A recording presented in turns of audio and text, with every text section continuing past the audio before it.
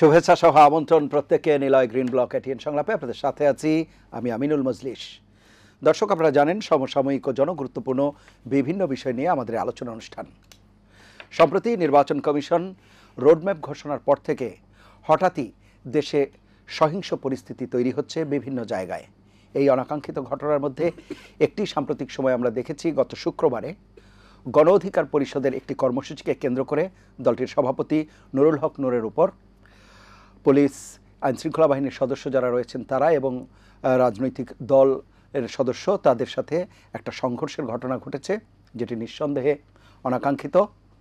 এর পাশাপাশি আমরা দেখেছি দেশের বিভিন্ন জায়গায়, চট্টগ্রাম বিশ্ববিদ্যালয়ে, বাংলাদেশ কৃষি বিশ্ববিদ্যালয়ে, এইসব জায়গাগুলোতেও সহিংসতার ঘটনা ঘটছে, অনাকাঙ্ক্ষিত পরিস্থিতি ঘটছে। এছাড়া বিভিন্ন জায়গায় মব সন্ত্রাস যেটি আমরা বলছি সেটিও চলছে। এমনই একটি পরিস্থিতি কেন তৈরি হলো? সেটি কি নির্বাচনকে বিলম্বিত করার কোনো উদ্দেশ্য বা হীন উদ্দেশ্য চরিতার্থ করার জন্য কিনা, সেটিও কেউ কেউ প্রশ্ন তুলছেন। সার্বিক বিষয় নিয়ে আমরা আলোচনা করব। সঙ্গত কারণে আমাদের আজকের আলোচ্য বিষয় আমরা রেখেছি হঠাৎ কেন সহিংস পরিস্থিতি। এ বিষয়ে আলাপ করবার জন্য আমাদের স্টুডিওতে রয়েছেন দুজন সম্মানিত অতিথি। রয়েছেন বাংলাদেশ সুপ্রিম কোর্টের সিনিয়র আইনজীবী অ্যাডভোকেট আবু হেনা রাজ্জাকি, এবং আমাদের সাথে রয়েছেন সুপ্রিম কোর্টের আরেকজন সিনিয়র আইনজীবী সৈয়দ মামুন মাহমুদ।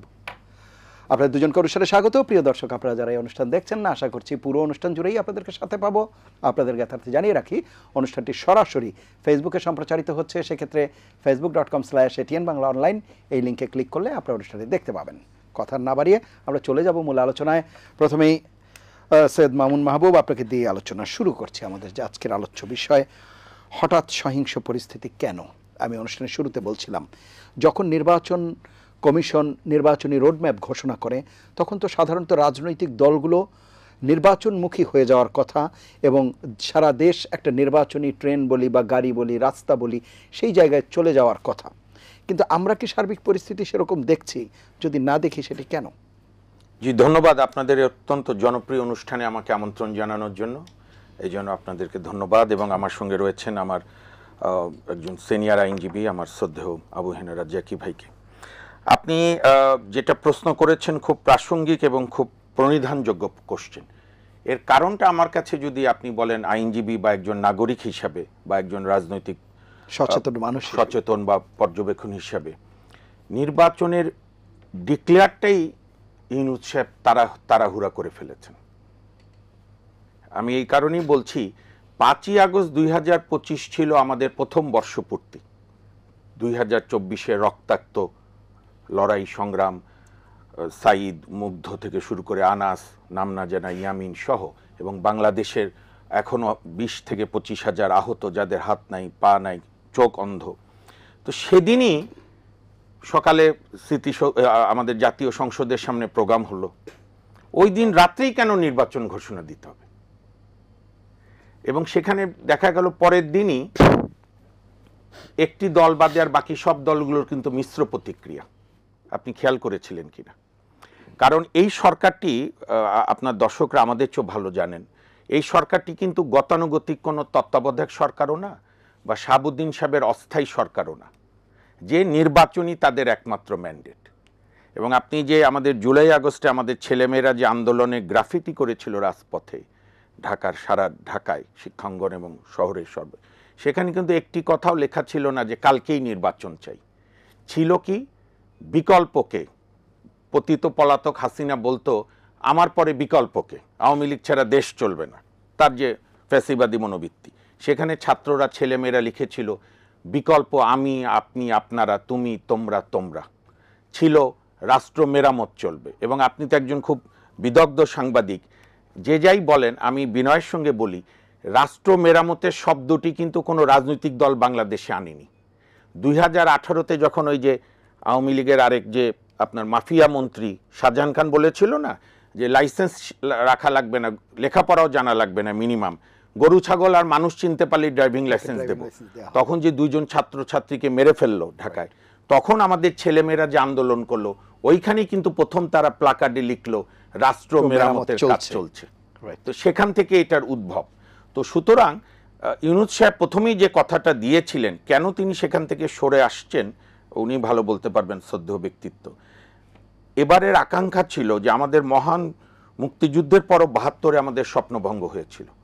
৯০-এর গণঅভ্যুত্থানের পর ৩ জোটের রূপরেখা কেউ মানেনি, পরবর্তীকালে যারা ইভেন বৈধ নির্বাচনের মাধ্যমে ক্ষমতা এসছে।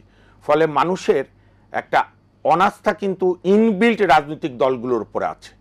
এইটা আমার দুর্ভাগ্য যে আমাদের যে রাজনৈতিক দলগুলো এবারও আত্মস্থ করতে পারল না। এবারের একটা আন্দোলন আপনি দেখবেন এরকম কিন্তু খুব রেকর্ড হয়।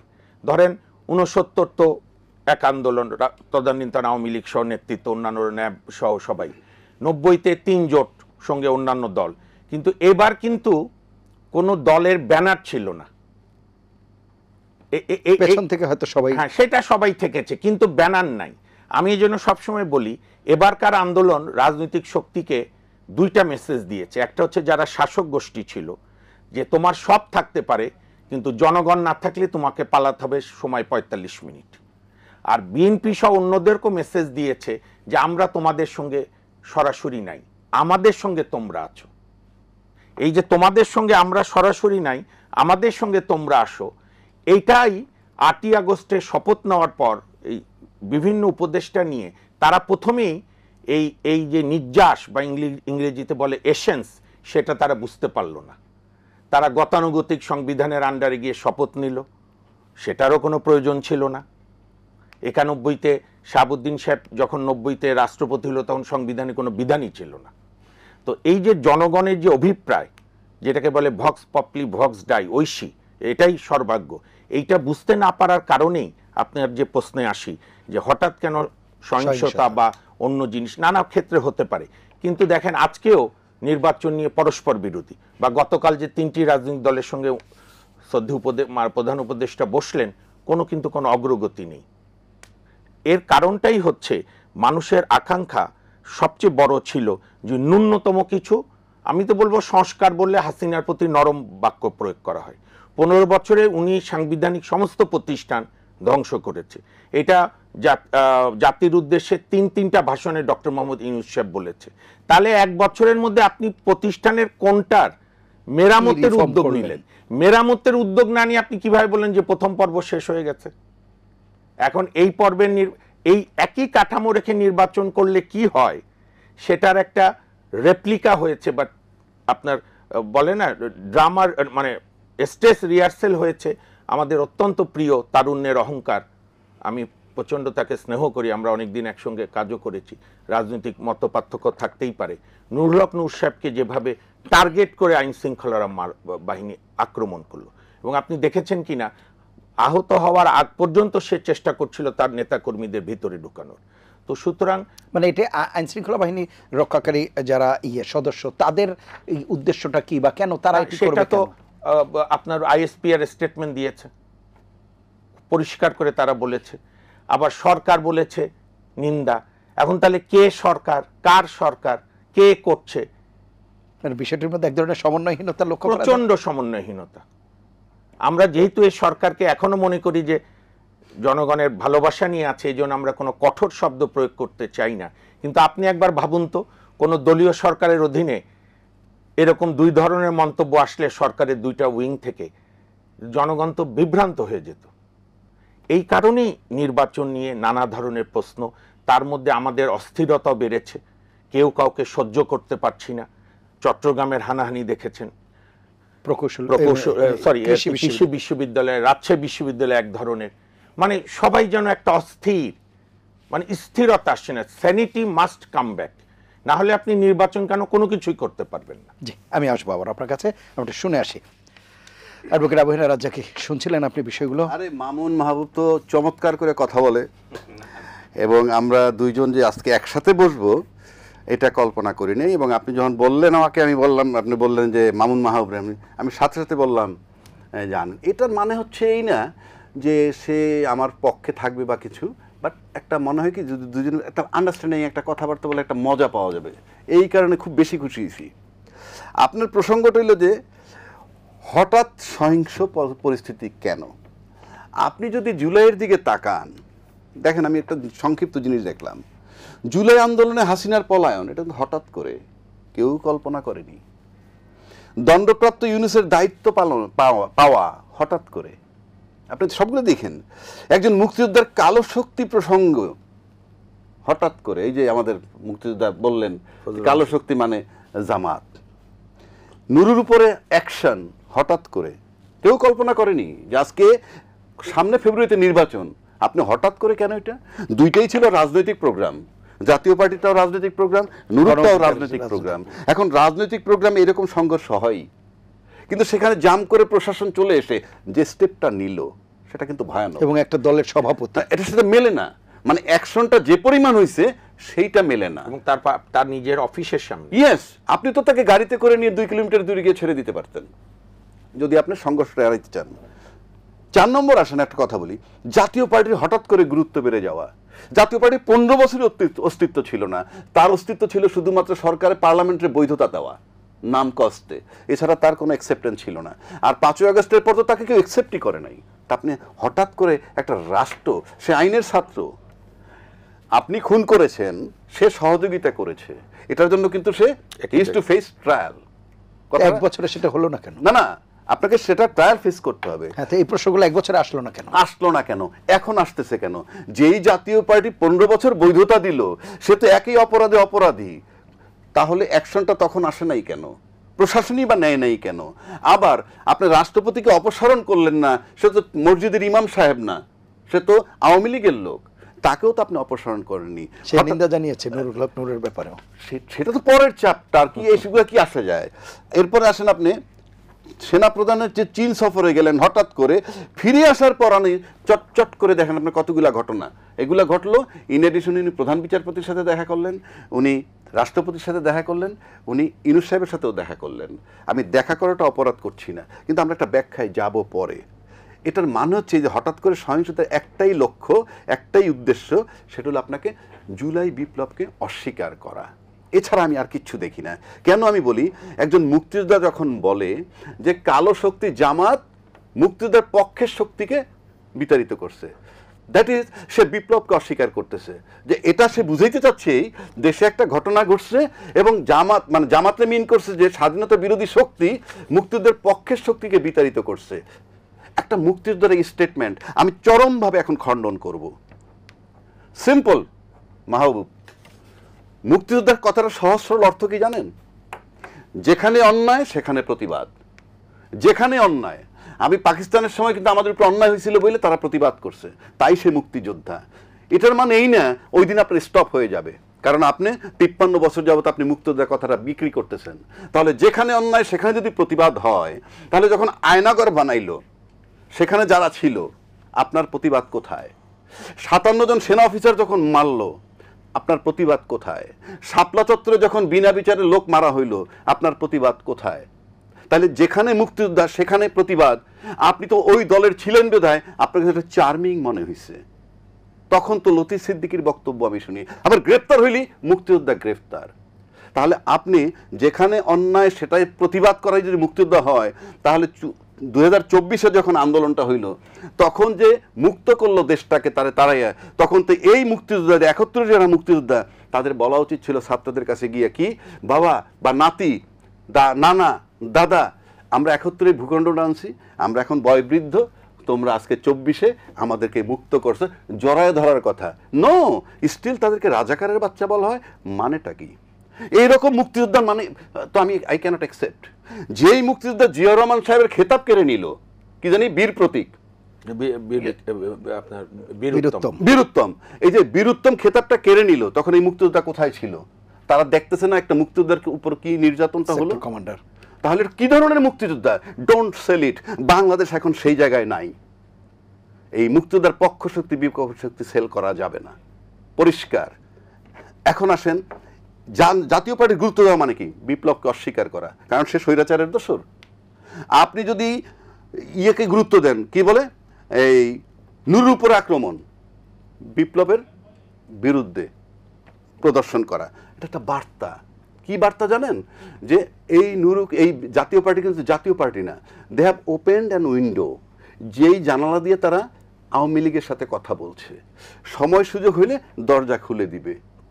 কিন্তু আল্লাহ পাকের বিশেষ রহমত যে টার্নিং পয়েন্ট হয়ে গেছে। অর্থাৎ নুরুল হক নূরের আঘাত করার পর যেটা মনে করছিল হবে, আজকে দেশটা সে জায়গায় নাই, চরম প্রতিক্রিয়া দেখার জন্য, যার জন্য আমার কাছে মনে হয় সেনাপ্রধানকে বাধ্য করছে এই 3টা জায়গায় সাক্ষাৎ করার। এখন বলতে পারেন সাক্ষাৎ করা নিষেধ, আমি নিষেধ বলছি না, কিন্তু এখন এরকম একটা টাইমে সেনাপ্রধানের মুভমেন্ট কিংবা প্রধান বিচারপতির মুভমেন্ট কিংবা রাষ্ট্রপতির মুভমেন্ট, প্রধান উপদেষ্টার মুভমেন্ট, দায়িত্বশীল যে কোনো ব্যক্তির মুভমেন্টই কোশ্চেন মার্ক হবে নির্বাচনকে সামনে রেখে। নির্বাচন প্লাস পরিস্থিতি। এখন আমি যদি বলি সেনাপ্রধান কোনো ব্যক্তিগত কাজে প্রধান বিচারপতির কাছে গেছেন, প্রধান বিচারপতি তো একটা বিচার বিভাগীয় লোক, প্রধান, তার কাছে আপনি ব্যক্তিগত কাজে যেতে পারবেন না, কারণ তার ফাংশনটা জুডিশিয়ারি নিয়ে। তার কাছে কোনো কাজ থাকার মানে আপনি আইনি প্রসেসে যেতে হবে। উল্টাটায় আসেন, যদি প্রধান বিচারপতি মনে করেন যে তার কোনো কাজ সেনা প্রধানের কাছে আছে, তাইলে সেটা কি হইতে পারে, আত্মীয় স্বজন সংক্রান্ত একটা প্রবলেম থাকতে পারে, ওই নির্বাহী তার কাছে যেতে পারে, সেখানেও সে যাবে না। এটার জন্য দেয়ার আর মেনি ওয়েজ, কিন্তু দুইজনের একসাথে বসাটা ইটস এ কোশ্চেন মার্ক। এটা ক্লিয়ার করার দায়িত্ব কিন্তু তাদের। পাশাপাশি আরেকটা জিনিস কিন্তু চলমান, সেটা কি, ওই যে আমাদের তত্ত্বাবধায়ক সরকারের বিষয়টা আসছে, সেখানে বলা হয়েছে প্রধান বিচারপতি অলরেডি জিনিস রেজ করছে, এটাকে ফাংশনিং করা যাবে কিভাবে, ইফেক্টিভ কবে থেকে, ইফেক্টিভ কবে থেকে। এখন এই ইফেক্টিভ কবে থেকে, তার মানে মনে করেন হি হ্যাজ দ্য অ্যাটিটিউড যে এটা যেহেতু জনগণের দাবিতে তত্ত্বাবধায়ক সরকার হইলো, হয়তো বা ফেরত আসতে পারে, কিন্তু আপনি ইফেক্টিভ করবেন কেমনে? আজকে আইনে যদি বলেন যে কালকের থেকে ইফেক্টিভ, তাহলে তো আমার অভ্যুত্থান হইতে হবে, মানে এই সরকারকে সরাইতে হবে। কথাটা বুঝেন? আপনি তো এই সরকার অন্তর্বর্তীকালীন সরকার, আবার ওনার নামকরণ, ইউ ক্যানট চেঞ্জ ইট। কেন কথাগুলো বলছি? আজকে যে নির্বাচনটাকে সামনে রেখে আপনি খুব সুন্দরভাবে যদি চিন্তা করেন, মানে কোন সংবিধানে নির্বাচন হতে যাচ্ছে। প্রধান নির্বাচন কমিশন কিন্তু ইতিমধ্যে বলছে পিআর পদ্ধতি সংবিধানে নাই, আমরা সংবিধান মোতাবেক নির্বাচন করব। কোন সংবিধান? যদি বলেন যে এক্সিস্টিং যেটা আছে সেটার বিধান কি? সেটার বিধান তো সংসদ ভেঙে যাওয়ার পরবর্তী 90 দিনের মধ্যে নির্বাচন না, কিন্তু প্রধান বিচারপতি থেকে তো সেটি নিয়ে নেওয়া হয়েছে। কোথা থেকে নিছে? যখন ওনারা দায়িত্বটা নিলেন, কি বলছে প্রধান বিচারপতি? ওপিনিয়ন দিছে এইরকম সাংবিধানিক সংকট যখন থাকবে, এই শূন্যতা পূরণ করার জন্য একটা অন্তর্বর্তীকালীন সরকার হতে পারে। ফিনিশ। সে মেয়াদ দেয় নাই, সে কি করবে ফাংশন দেয় নাই, বাকি কাজ তো বিচারপতির না। প্রধান বিচার সুপ্রিম কোর্ট আইন বানাইতে পারে না, সুপ্রিম কোর্ট সংবিধান বানাইতে পারে না, সংবিধানের সাথে সাংঘর্ষিক আইন হইলে সেটাকে বাতিল করতে পারে, আবার পরবর্তী সংসদে এবং অন্য কোনো যে কোনো আইনের রেটিফাই তো পরের চ্যাপ্টার, আর যে কোনো আইনের ব্যাখ্যা তারা দিতে পারে। কিন্তু এই সংসদের মেয়াদ কতদিন? এই যে জুলাই ঘোষণাপত্রটা হইল, এই জুলাই ঘোষণা, আমি বারবার বলতেছি, আপনি জুলাই ঘোষণাপত্রের ভিতরে তার মেয়াদ দিতে হবে, যে ওনার মেয়াদ এত তারিখ থেকে এত, অর্থাৎ 8ই আগস্ট 2024 থেকে আপনি নিয়ে যেতে পারেন জুন 30 জুন 2026, এবং উনি নির্বাচন করে যাবেন, উনি নির্বাচন কমিশন নিয়োগ দিবেন, এই সব লিখতে হবে। কারণ এই সরকার নিয়োগ দিল ইসিকে কবে জানেন? 21 নভেম্বর 2024, কিন্তু সংসদ যে ভেঙে গেল সেদিন থেকে হিসাব করলে 3 মাসের মধ্যে 7ই নভেম্বর 2024-এর মধ্যে নির্বাচন হয়ে যাবার কথা। 1, 2, উনি কিন্তু ওত নিলেন অন্তর্বর্তীকালীন সরকার হিসাবে, এবং নিয়োগ দিলেন কাকে? অন্তর্বর্তীকালীন সরকার ইসিকে নিয়োগ দিলেন। এখন আপনি বলেন, একটা কোম্পানিতে মেমোরেন্ডাম অফ আর্টিকেল বা অ্যাসোসিয়েশন থাকে, সেখানে বলা থাকে আপনি কি কি ধরনের ব্যবসা করতে পারবেন। 100টা ব্যবসা লেখা আছে, এই 100টা ব্যবসার যে কোনোটা করতে পারবেন, 101 নম্বর ঢুকাইতে পারবেন না, ওখানে লেখা থাকতে হবে কি, এম আই রং? তার মানে কি নির্বাচন কমিশন শেষ করতে দেন। তাহলে আপনি সংবিধানের মধ্যে সরকারটা লেখা থাকতে হবে, আমি কোন সরকারটা, ওই সংবিধান ফলো করতে হইলে লেখা। বাংলাদেশের বর্তমান সংবিধানের মধ্যে একটা সরকারের কথা বলা আছে, সেটা হলো নির্বাচিত প্রধানমন্ত্রী, আর তত্ত্বাবধায়ক সরকার এখনো ফেরত আসে নাই। তাহলে আছে মাত্র একটা মাত্র। আপনি যদি এই সংবিধানের ভিতরে না ঢুকতে পারেন, আপনি সংবিধান মোতাবেক আগাবেন কিভাবে? আপনাকে একটা গাড়ি আপনি বন্ধ করে চাবি পকেটে রাখলেন, আপনি যদি গাড়িটা নিয়ে কোথাও যেতে চান, গাড়িতে ঢুকতে হবে তো, না ঢুকলে গাড়ি চলবে? তো আপনি সংবিধানে ঢুকতে পারেন নাই, এই নির্বাচন কমিশনে এখনো সংবিধানে ঢুকতে পারেন নাই। দ্বিতীয় কথা আসেন, যদি সংবিধান মতো নির্বাচনে দিতেই পারেন, তাহলে পিআর পদ্ধতি সংবিধানে নাই, সকাল বিকালে এটা নিয়ে আলাপ হচ্ছে কেন? নির্বাচন কমিশন বলতে পারে না স্টপ, এই আলাপ বাদ দেন, রাইট নাই? আমি বলছি যারা সংসদে গিয়ে রেটিফাই করবেন সব কিছু বলতেছেন, এটা মামুন ভাই বলবেন, আমি বলবো, সবাই, কিন্তু আপনি সংসদ পর্যন্ত যাওয়ার প্রক্রিয়া লাগবে তো একটা। আপনি যাচ্ছেন কিভাবে? আপনি তো একটা কাগজে লিখতে হবে যে এই পদ্ধতি আমরা লিখছি। যেমন বাড়ি ভাড়া চুক্তি, উনি আমার বাড়ি ভাড়া নিবে, ভাই আপনি ওঠেন ভাড়া দিয়েন, হবে? একটা কাগজ লাগবে, ব্ল্যাক অ্যান্ড হোয়াইট একটা ডকুমেন্ট লাগবে। সুতরাং এই যে নির্বাচন, তারা যে সংসদে যাবে সেটাই প্রশ্নবিদ্ধ হবে। আপনার যাওয়াটাই যদি প্রশ্নবিদ্ধ হয়, who are you to lead the country? আমি আসবো আবার আপনার কাছে। দর্শকের আলোচনা চলবে, একটা নিয়মাফিক বিরতি নিতে হবে। নিলয় গ্রিন ব্লক এটিএন সংলাপে থাকুন আমাদের সঙ্গেই।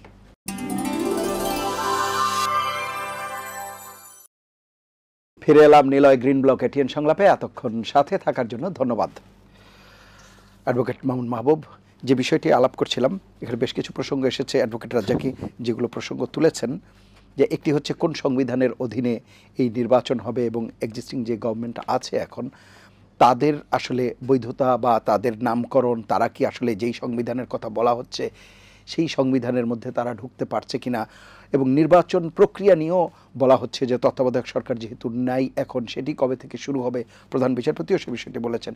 সার্বিকভাবে বিষয়গুলো নিয়ে আপনার মূল্যায়ন শুনব। জি, ধন্যবাদ।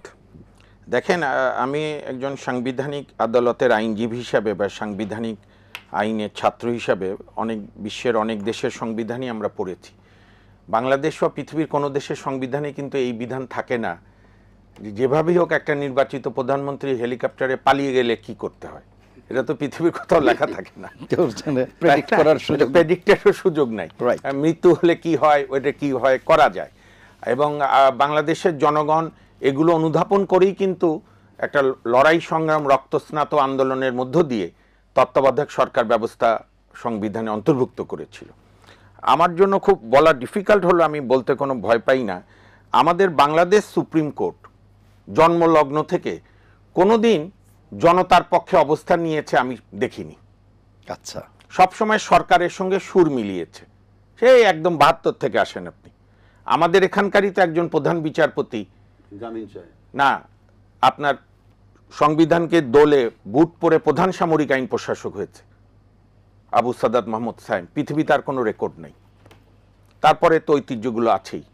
তো প্রশ্নটা হলো যে যেটা ৮ই আগস্টে জনগণের যে রক্তস্নাত আন্দোলনের মধ্য দিয়ে সবাই আমাদের বলবো স্বপ্নের পুত্রের মতো বরপুত্র ডক্টর মোহাম্মদ ইউনূসকে দায়িত্ব দেওয়া হলো, ওই দিনই উচিত ছিল সংবিধান আপাতত স্থগিত করে একটা জুলাই প্রক্লেমেশন ঘোষণা করে সংবিধান আপনার কিছু কার্যক্রম এবং দ্রুত কাজগুলো করা। সেটি যখন ওনারা করেননি, চলে গেলেন ওই সংবিধানের মধ্যেই। এখন মধ্যে গিয়ে তো আপনি এখন বের হতে পারবেন না, উঠতে পারবেন না, আপনাকে ওর মধ্যে থাকতে হবে। আর আরেকটা বিষয় আমি এখানে বলি, আপনি নিশ্চয়ই পড়েছেন, এই উপমহাদেশে একটা খুব বিখ্যাত ডিবেট আছে এবং খুব আন্তর্জাতিক স্বীকৃত, the great Indian debate, Rabindranath Tagore এবং মহাত্মা গান্ধীর শান্তিনিকেতনের অলিন্দ বসে। এবং আপনি জানেন যে দুজনই দুজনকে উপাধি দিয়েছিল। রবীন্দ্রনাথ বাপুজি ডাক্তার আর মহাত্মা গান্ধী বলতো গুরুজি, গুরুদেব। তো রবীন্দ্রনাথকে, আপনার মহাত্মা গান্ধীকে রবীন্দ্রনাথ ওই 12, 11, 13, 14-তে চ্যালেঞ্জ করেছিল, আপনি যে উগ্র জাতীয়তাবাদ ছড়াচ্ছেন এর মধ্যে দিয়ে আপনি বিশ্ব মানবতাকে খাটো করছেন। এবং বলেছিল, আপনি যে বলছেন কাপড় চোপড় বদলাও, মানে ফেলে দাও, স্বদেশী পড়ো, স্কুল কলেজ বন্ধ করো, যোগ্যতা কোথায়? রবীন্দ্রনাথের উদ্দেশ্য ছিল যে যোগ্য না হয়ে আপনি। তো এইটা এত বছর পর এবারও আমরা দেখলাম যে আমরা জাতিগতভাবে আমাদের অযোগ্যতা, যে এই সমস্যাগুলো সমাধান করতে না পারা। এবং এক্ষেত্রে আমি তার ওই নেতার রাজনৈতিক দলের সমর্থক না হয়েও শ্রদ্ধার সঙ্গে স্মরণ করতে হয় সাবেক রাষ্ট্রপতি জিয়াউর রহমান সাহেবকে। উনি কিন্তু 7 নম্বরে যখন দায়িত্ব নেয়, বাংলাদেশ এখনকার চাইতে অগ্নিগর্ভ ছিল। উনি কিন্তু একটা জাতিকে একটা শান্তির দিকে ধাবিত করলো এবং প্রথম চালু করলেন যে যার মত থাকুক, সব দল রাজনীতি করুক, জনগণ ডিসাইড করুক। অবশ্য উনি বেশি দিন তাকে বেঁচে থাকতে দিল না, হয়তো আরও পরিস্থিতি ভালো হতো।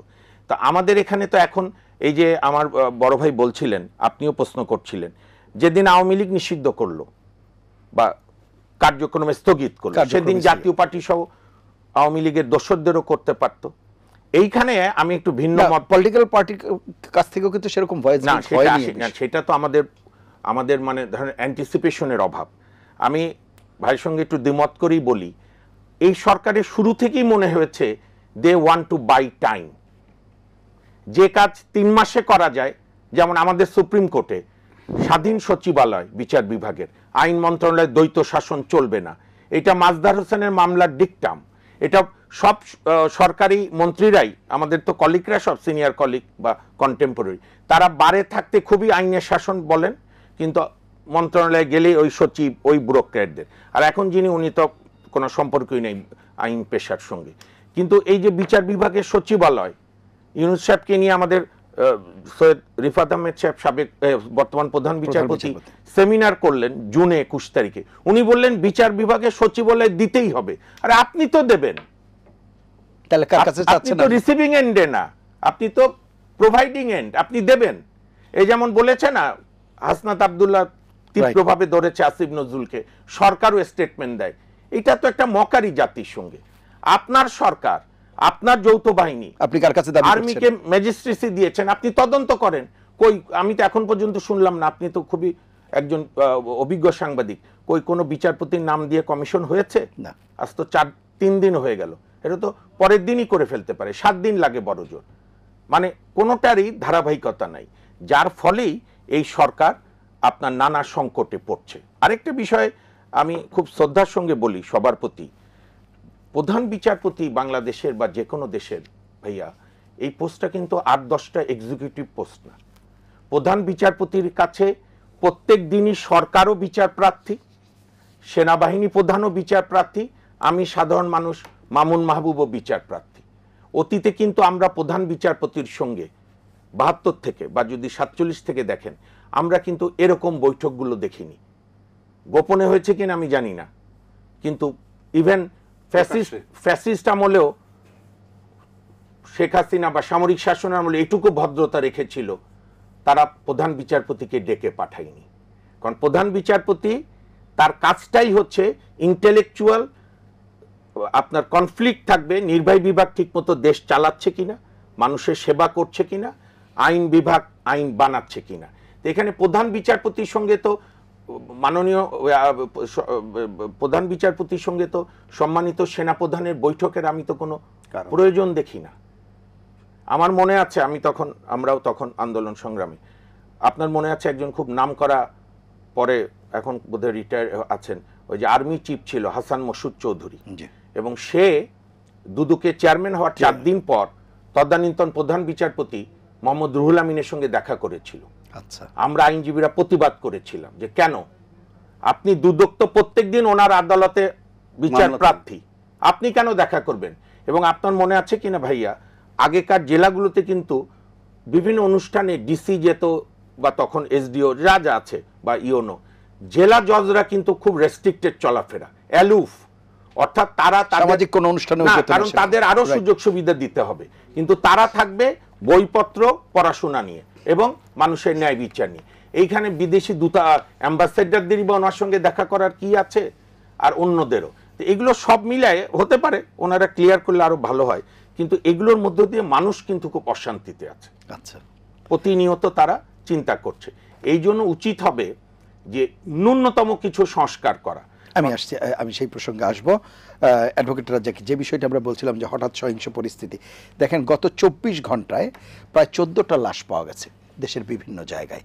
এটি নিঃসন্দেহে উদ্বেগজনক, এবং এই বিষয়গুলোর কেন্দ্র করে যখন বলা হয়, তখনই বলা হচ্ছে যে একটি নির্বাচিত সরকার যখন ক্ষমতা নেবে বা একটি নির্বাচন যখন অনুষ্ঠিত হবে, তারপর হয়তো পরিস্থিতিটি সেই অর্থে কিছুটা ইতিবাচক পরিবর্তন হবে। কি মনে হয় আপনার কাছে? ধন্যবাদ আপনাকে, আমার ভাই বন্ধু মামুন। আপনি মামুন একটা কথা বলছে যে এই সরকার বোধহয় টাইম কিলিং। আমি একমত। কেন একমত হইলাম বলি, সরকারের তো উদ্দেশ্য ভালো ছিল যখন শুরু করার পর আমি নিশ্চিত করে বলতে পারি যে যত গল্প করুক, এই সরকারকে কেউ কোনো কোঅপারেট করেনি, না রাজনৈতিক দল না অ্যাডমিনিস্ট্রেশন। তখন সে একটা জায়গায় চলে গেছে, সে বুঝছে যে আর সম্ভব না। তখন আপনার ন্যাচারালি একটা টাইম কিলিং হয়ে গেছে, যার জন্য আজকে ধরেন এই সরকার রাজনৈতিক সরকার না, তার অভিজ্ঞতা নাই, কিচ্ছু নাই, কিন্তু যারা এই কথাটা বলে তারা তো রাজনীতিবিদ। তার মানে মাইনাস ইউনুস, আপনারা কেন একটা জায়গায় আসতে পারলেন না? আমি কি বুঝাইতে পারছি? মাইনাস ইউনুস, আপনারা যদি এক জায়গায় আসতে পারতেন, সব যদি এক জায়গায় আসতে, তারে বলতে পারতেন আপনার নির্বাচন, তার ক্ষমতা আছে নির্বাচন না দেওয়ার। আপনারা তো এক জায়গায় আসতে পারেন নাই, কেন আসতে পারেন নাই? আমি নিশ্চিত করে বলতে পারি প্রতিটা দল তার দলের স্বার্থটা বেশি দেখে, রাষ্ট্রের স্বার্থ নয়। এখন এই যে একটা কথা আছে, ও বলছে, আমিও বলছি অনেক জায়গায়, আগে তো আপনাকে দেশটাকে রাষ্ট্র বানাতে হবে। আমি একটা ভূখণ্ড পাইছি, কিন্তু সেটা কি রাষ্ট্র হইছে? একটা রাষ্ট্র মানে একটা মিনিমাম ক্রাইটেরিয়া যদি থাকে যে আমার জান, আমার মাল এবং আমার স্বাধীন চলাফেরার নিশ্চয়তা, এই তিনটা জিনিস কি রাষ্ট্র এনশিওর করতে পারছে গত 53 বছরে? পারেনি। এছাড়া প্রমাণ আবার বলতে হয়, সেনা অফিসার হত্যা বলেন, আয়নাগর বলেন, ওই ক্রস ফায়ার বলেন, এগুলা কিন্তু রাষ্ট্র নয়। কিন্তু এখন তো আমরা পরিবর্তনের একটা ইঙ্গিত পেয়েছি। ইঙ্গিত পাইলে কি হবে? আপনি কি করে করবেন? এই যে সংবিধানের কথা বললাম, এখন আপনি আসছেন যে কথাটা আপনি আমাকে বলতেছিলেন যে এই যে কিলিং হইল 14 জন 24 ঘন্টায়, 24 ঘন্টায় যে কিলিংটা হইল চট্টগ্রামে, এবং সেটা কিন্তু ইউনিভার্সিটির খুব তুচ্ছ ঘটনা নিয়ে, ওইটা তো আমি গোটা বাংলাদেশে বলছি, সেটাই তো বললাম, চট্টগ্রামে আছে, অন্যান্য জায়গায় সব জায়গা মিলে 14টা যে হত্যা হইল, এই যে হত্যাটা হইল, এটা আপনি কি করে ঠেকাবেন? আপনি নুরুকে পিটাইতে পারলেন, একটা কথার কথা বলছি, আবার রংপুরে জাতীয় পার্টির চেয়ারম্যানের বাড়ি রক্ষা করলেন, ওইদিকে সার্জিকেও গ্রেফতার করেছে ওইখানে, ভালো কথা করেন আপনি। আপনি রাষ্ট্রের যারা আইন চালান, মানে প্রশাসনের যে কাজটা, তার কিছু রুটিন কাজ আছে, রুটিন কাজ। এই রুটিন কাজের ভিতরে কিন্তু এইগুলা পড়ে, বিশেষ কাজের জন্য বিশেষ অ্যাসাইনমেন্ট আসবে। এখন আপনি এখানে যে একটা খুন হইতেছে, একটা মারামারি হইতেছে, একটা সিচুয়েশন হইতেছে, পুলিশের কাছে তো মানে খুব কুইক চলে যায়, কারণ পুলিশ কাজ করে ইনফরমারের ভিত্তিতে, ঠিক আছে? এখন আসেন, এই যে রাজনীতিবিদরা বারবার বলছে আমি তো নির্বাচন বিরোধী না, আমি তো চাই নির্বাচন হোক এবং নির্বাচিত সরকারের কাছে ক্ষমতা থাকবে, কিন্তু আমরা বিগত যে নির্বাচনগুলো দেখলাম, সেই নির্বাচিত ক্ষমতায় সরকার থাকাকালীন যখন সামরিক শাসন আসলো, সামরিক শাসন আসার আগে তো সামরিক শাসন ছিল না, নির্বাচিত সরকার ছিল, তাকে ঠেলে সামরিক শাসন আসতে হলো কেন? আবার নির্বাচিত সরকার ঠেলে 111 আসতে হলো কেন? নির্বাচিত সরকার ঠেলে ইউনূস সাহেবকে আসতে হলো কেন? এটা তো নির্বাচিত সরকারদের ব্যর্থতা। কারো সাধারণ লোকের ক্ষমতা আছে অন্য কারো এইটার ভিতরে প্রবেশ করার। আজকে যেমন ধরেন যে আজকে সেনা প্রধানের কথা আসছে, উনি দেখেন 3টা লোকের সাথে দেখা করছেন গত 2 দিনে। তাহলে আসেন, এই যে উনি এক ব্যক্তি কিন্তু 3 জনের সাথে দেখা করছেন, কিন্তু বাকি যে 3 জন তাদের কিন্তু একে অপরের সাথে কথা হয়নি। তাহলে বিষয়টা দাঁড়াচ্ছে কি?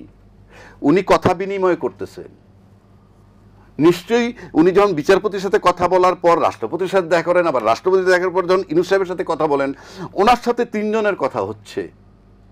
অথচ এটা যদি আপনি ইউনূস সাহেবকে ধরেন, ইউনূস সাহেবের সাথে 3 জনের কথা হতে পারে, নট ওনার। সুতরাং ইটস এ কোশ্চেন মার্ক, যে আমি যদি এখন চিন্তা করি, তাহলে আমার কাছে আপাত দৃষ্টিতে মনে হচ্ছে যে এই যে কি বলে আক্রমণ করলো আপনার জাতীয় পার্টির গুরুত্ব দেয়া, এবং জাতীয় পার্টির গুরুত্ব মানে জাতীয় পার্টি কিন্তু বিপ্লব বিরোধী একটা শক্তি, যেহেতু স্বৈরাচারের দোসর, তার পক্ষ নিয়ে নুরুকে আঘাত করা, এই সিদ্ধান্তটা কোত্থেকে আসলো? এই রকম আঘাত করার, এটা কি ইউনূস সাহেবের পক্ষ থেকে নাকি এটা প্রশাসনের পক্ষ থেকে? এটা যদি শুধু প্রশাসনের পক্ষ থেকে হয়, তাহলে আমার কাছে কোশ্চেন মার্ক, ইউনূস সাহেব কি জীবিত মৃত কিনা? সরকার হিসেবে প্রশাসনটা চালাচ্ছে কারা? এটা আমার কাছে একটা প্রশ্ন। আর এই প্রশাসন যদি ইউনূস সাহেবের নেতৃত্বে না থাকে, আমার স্টেটমেন্ট দিতে হবে, হয় ইউনূস সাহেব দিবেন, নয় প্রশাসন দিতে হবে। কারণ আপনি এখানে চট করে এইরকম বেপরোয়া আঘাতটাকে কেন করা হইল? সুতরাং আপনি নির্বাচিত সরকারের কাছে গেলেই রাষ্ট্র নিরাপদ। আমি তো অতীত ঘটনাগুলো যদি দেখেন, এই যে সরকারগুলো চেঞ্জ হয়েছে বারবার, নির্বাচিত সরকারের রাইখেই, কিন্তু গণতন্ত্রের বিউটি বা গণতান্ত্রিক প্রক্রিয়ায় তো আপনাকে নির্বাচনের মাধ্যমে আসতে হবে। আমি একমত। এখন গণতান্ত্রিক মানে প্রক্রিয়া যদি আপনি চিন্তা করেন, তাহলে উনি একজন ভালো বড় দলের মালিক। উনি যদি গণতন্ত্রে বিশ্বাসী হন, উনি যদি রাষ্ট্রের জনগণ এবং রাষ্ট্রের প্রতি আপনি নিশ্চিত মানে ভালোবাসা মানে মঙ্গল চান, তাহলে ওনাকেই ভাবতে হবে যে একটা ভালো সরকার হইতে হলে একটা ভালো বিরোধী দল থাকা দরকার, বড় মাপের। সেই বিরোধী দলটা আপনি এখন তর্কের ক্ষেত্রে যদি বলে দেন, যদি দল না পাওয়া যায় কি করা যাবে, কিন্তু চিন্তা করার সুযোগ আছে শক্ত বিরোধী দল কিভাবে আনা যায়। গণতান্ত্রিক প্রক্রিয়া সেখানে যাবেন না কেন?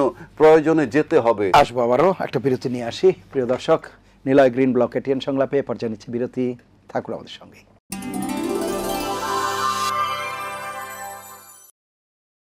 ফিরে এলাম নিলয় গ্রিন ব্লক এটিএন সংলাপে। এতক্ষণ সাথে থাকার জন্য ধন্যবাদ। অ্যাডভোকেট মামুন মাহবুব, যে বিষয়গুলো আলাপ করছিলাম, সার্বিকভাবে পরিস্থিতি যেই দিকে যাচ্ছে, উত্তরণের পথ যদি আমরা খুঁজতে চাই, কারণ আমরা তো বলছি যে 24 পরবর্তী মানে আগস্ট পরবর্তী যে বিষয়, সেই জায়গায় তো প্রতিটা ক্ষেত্রেই একটা পরিবর্তনের প্রত্যাশা আমাদের ছিল, সেই ইঙ্গিত হয়তো কোনো কোনো জায়গায় পাওয়া গেছে। সেই জায়গায় রাজনীতির গুণগত পরিবর্তন, গণতান্ত্রিক পরিবেশ, সহিংসতা থেকে উত্তরণ কিংবা সহিষ্ণুতা, রাজনীতিতে সহনশীলতা, সেই বিষয়গুলো কতটা দেখছি বা কিভাবে আসতে পারে বলে মনে করেন? জি, ধন্যবাদ। খুব কঠিন একটা প্রশ্ন করেছেন। তবে একটা বিষয় আমি পরিষ্কার করতে চাই। ধরেন 5 আগস্ট যখন শেখ হাসিনা পালিয়ে গেল, 5 আগস্ট বোধহয় 2:30-3টার দিকে আপনাদের টিভি সব জায়গাতেই বর্তমান সেনাপ্রধানের ভাষণ, এবং উনি কিন্তু খুব সংক্ষেপে কয়েকটা কথা বলেছিল। জাতি কিন্তু আশান্বিত হয়েছিল যে আমি কথা দিচ্ছি নিরাপত্তা থাকবে, সবার শান্তিপূর্ণ, এবং আপনার অপরাধীদের বিচার হবে, এবং আমি রাজনৈতিক দলগুলোর সঙ্গে কথা বলছি। আমার দৃষ্টিতে এই প্রথম কোনো সেনাপ্রধান এত বড় সুযোগ থাকা সত্ত্বেও কিন্তু রাষ্ট্র ক্ষমতা গ্রহণ করেনি। এবং আজকে যে যাই কথা বলুক, আমরা তো মাঠেরই লোক, আইনজীবী হলেও, সেদিন উনি রাষ্ট্র ক্ষমতা নিলে জনগণ পুষ্পবৃষ্টি দিত। ঠিক যেরকম 90-এর গণঅভ্যুত্থানের শেষের দিকে, আমরা তখন তো ছাত্র আন্দোলনের কর্মী, জেনারেল নুরুদ্দিন কিন্তু এরশাদ সাহেবের কাছে বলেছিল যে স্যার এনাফ ইজ এনাফ, কেউ আর ক্যারি আউট করছে না আপনারা, হ্যাঁ আমরা আর পাচ্ছি না sir. Ershad got the message, এবং এরশাদ শেখ হাসিনার চেয়ে অন্তত উন্নত ছিল যে সে পালিয়ে যায়নি। তাকে কিন্তু আর্মিরা বলেছিল, তার সাবঅর্ডিনেট যারা ছিল, যে স্যার আপনি বাইরে যাবেন নাকি, বলছেন আমি দেশে থাকবো। তো যাক, সেটা আরেকটা প্রশ্ন। তো যে কারণেই আমি বাংলাদেশের বর্তমান সেনাপ্রধানের এই মুভমেন্টকে আমি যদি একজন নাগরিক হিসাবে দেখি, আন্তরিকতা আমি বলবো। উনি হয়তো চেষ্টা করছে যে এই যে একটা অচল অবস্থা হয়ে গেছে, কারণ আপনার দীর্ঘ অভিজ্ঞতায় আমরা আমাদের ছোটবেলা থেকে ইলেকশনে দেখে বিভিন্ন মামলাও করে, এবং সারা বাংলাদেশের একজন নাগরিক হিসাবে একটা জাতীয় সংসদ নির্বাচন আয়োজন করা কিন্তু একটা দক্ষ যজ্ঞ, বিশাল ব্যাপার। এটা কিন্তু আপনি একটা কোম্পানির এজিএম এর ব্যাপার না, এবং 300টা আসনে, এবং সেখানে পক্ষ বিপক্ষ, সেখানে প্রশাসন, সেখানে সেন্ট্রাল কমান্ড রাখা, এইটা কিন্তু এখন যে যাই বলুক, এখন যে অবস্থা, এটার একটা র্যাপিড চেঞ্জ না করে আপনি জাতীয় সংসদ নির্বাচনের দিকে গেলে কিন্তু ওই যে ইউনূস সাহেব সাপনিক মানুষ, তো অধ্যাপক মানুষ, বলছে কিন্তু এই গত 1 বছরেও কেন আইন শৃঙ্খলা পরিস্থিতি সেই অর্থে উন্নতি করা গেল না? এইটা তো আপনি যদি সত্যের খাতিরে বলেন একজন নাগরিক হিসাবে, অ্যাপার্ট ফ্রম আমাদের পেশাগত পরিচয় বাদ দিলে, এই জবাব তো ডক্টর মোহাম্মদ ইউনূস সাহেবকে দিতে হবে এবং তার উপদেষ্টা পরিষদকে দিতে হবে। যেমন অনেকেই প্রস্তাব দিয়েছিল, আমরাও অনেক জায়গায় বলেছিলাম যে আপনি স্পেশাল বিসিএস নিয়ে অ্যাসিস্ট্যান্ট পুলিশ কমিশনার নিয়োগ দেন, এসিপি যেটা বলে। তারপরে এই যে কনস্টেবল, হাবিলদার, এগুলো নিয়োগে তো মহাপণ্ডিতই লাগে না, মিনিমাম 10 পাস বা ম্যাট্রিক পাস, আর ওই যে মাঠে দৌড় প্রতিযোগিতা, এগুলো করে নিউ ব্লাড ট্রান্সমিশন করতে পারত। আমি শুরুতেই বলছি, আমার প্রথম থেকেই মনে হয়েছে, আমি আমার বড় ভাইয়ের সঙ্গে, বিনয়ের সঙ্গে দ্বিমত করে বলবো, বিভিন্ন সময় কিন্তু রাজনৈতিক দলগুলো অন্তত মৌখিকভাবে সহায়তা করেছে।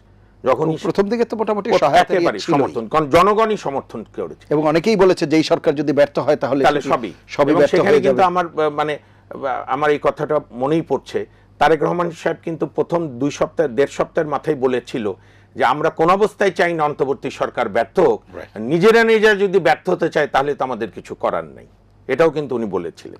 আমি একজন নাগরিক দৃষ্টিতে বলছি। তো ধরেন যে প্রথম হচ্ছে তার উপদেষ্টা চয়েসগুলো, এইটা একদম ত্রুটিপূর্ণ আজকে প্রমাণ হয়েছে, এবং উনি এখানে নিজের জেলা বা তার পেরিফেরির বাইরে উঠতে পারলেন না, এবং বাংলাদেশে এটাই আমাদের ট্র্যাজেডি। এই যে ভাই বলছিলেন না নির্বাচিত সরকার, আপনি আমাকে বিনয়ের সঙ্গে আমি প্রশ্ন করি, একটি সরকার দেখান নিরাপদে টাইম মতো চলে যেতে চেয়েছে। কেউ সফটলি মিসইউজ করার চেষ্টা করেছে, কেউ সফটলি পলিউটেড করার চেষ্টা করেছে, বিচারপতিদের বয়স বাড়িয়ে। শেখ হাসিনা তো এটাকে প্রাতিষ্ঠানিকভাবে স্বৈরতন্ত্রকে রচনা করতে চেয়েছে। ফলে যে আমাদের রাজনৈতিক দলগুলো ক্ষমতা ছাড়ার প্রবণতা না নিলে এখানে আপনি যাই সংস্কার করেন, যাই করেন।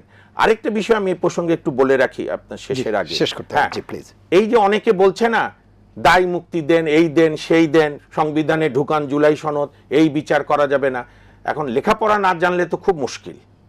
বলে না গ্রামে যে মূর্খদের কোনো গ্রাম নেই, সব গ্রামই মূর্খ আছে।